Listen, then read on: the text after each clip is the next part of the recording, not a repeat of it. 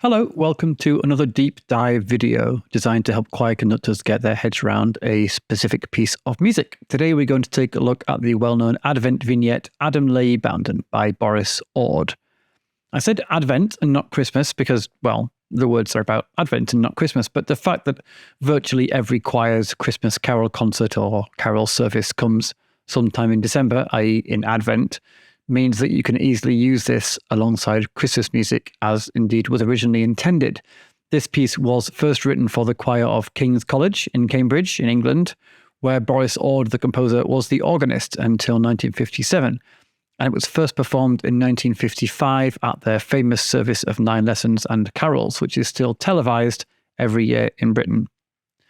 By the way, the piece is precisely 60 seconds long, if you perform it by the book. 36 bars with 3 beats per bar. That's 108 beats in total, and the tempo is marked at 108 beats per minute. No doubt this was convenient for TV programming. The text is worth a quick look. It's a medieval manuscript, which was probably intended as a song originally, though we don't have any surviving original music. The theology behind the words always struck me as slightly perverse. I mean, it basically seems to be saying that original sin is a good thing because without it we would never have had Mary, which I guess is consistent but seems to be a bit backwards. Anyway, whatever, I'm no theologian. Lots of modern composers have set the words, but Ord's is probably the most well-known setting, at least in the UK, not just because of its use at King's, but also because it was included in the very well-known Carols for Choirs album. So let's take a look at the music. We have 4 parts with no divisi and quite conservative harmonies, making a very pretty and simple sounding little motet.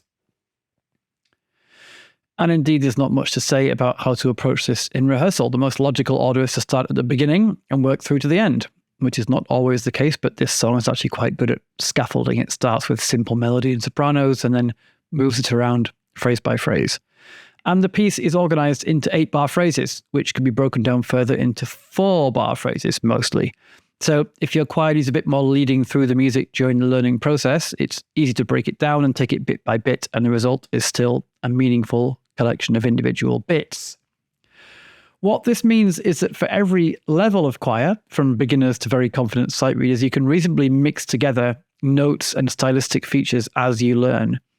I always prefer to work this way when it's possible for 2 reasons. Firstly, it means more variety for the choir, which is not only more fun, but it also engages different parts of the brain, so it keeps different people engaged in different ways. Your strong sight readers don't get bored by being forced to sit through an entire session of pure note bashing, and your less strong sight readers don't get exhausted by the same. And secondly, if you rehearse a mix of different elements in parallel, so thinking alternately about notes, rhythms, expression, words, and so on, you don't give singers the opportunity to develop bad habits in one area while you'll deal with another. Now, I fully admit this isn't always possible. For some pieces, you just have to get the notes and rhythms down before you can make sense of much else. And where this dividing line lies is different for each choir. But when you have a fairly straightforward piece like this one, it's a good opportunity to mix things up. Notes-wise, there aren't really a lot of tricky moments here either. The bass part is a bit leapy and abstract, but basses are used to that. The sopranos need to watch out when it's a G sharp and when it's a G natural, and not to ask why. The tenors and altos have occasional chromatic bits, but nothing at all weird. The harmonies are simple enough. And moments like this, A sharp to A natural, will pretty much tune themselves in the context of the chord.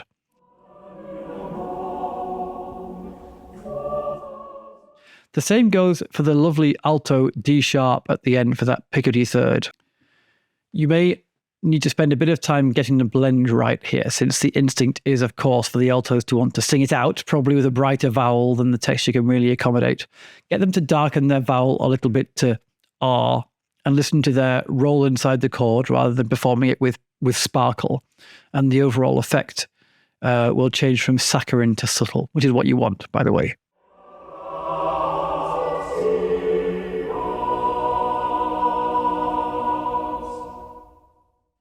I don't know about you, but when I see Allegretto 3/4, my first instinct is waltz. Now, some of that instinct is good.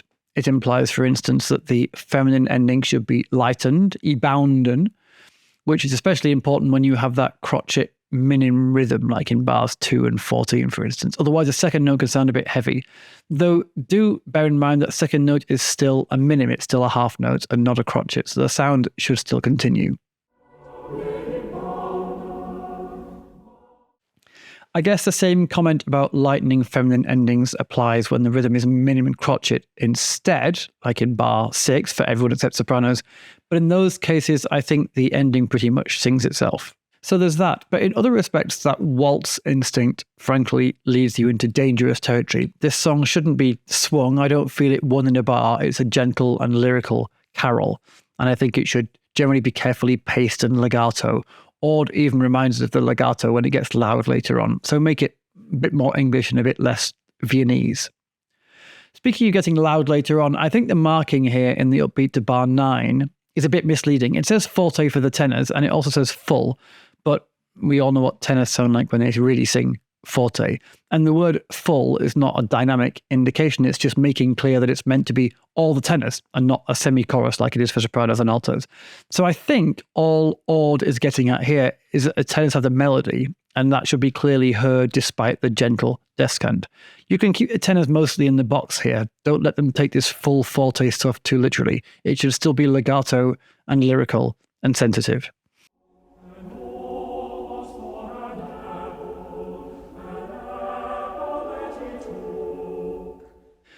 The piece is almost entirely homophonic, barring a few staggered cadences, and that's true right through until the end when we get the lovely flowing lines of Deo Gracias. So let your singers off the leash a bit at the end to enjoy themselves. They should breathe where it's natural to breathe with their words, which puts altos and tenors out of step with sopranos and basses.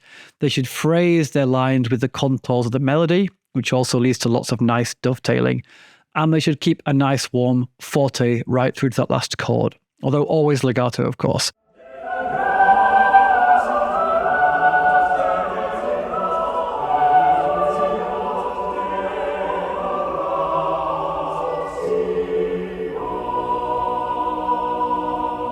It's up to you as conductor whether you want to do a little ritenuto at the end so sopranos can enjoy their tiny syncopation in the penultimate bar. But if you do, keep it subtle. Wouldn't want to tip the duration over to 61 seconds, would we?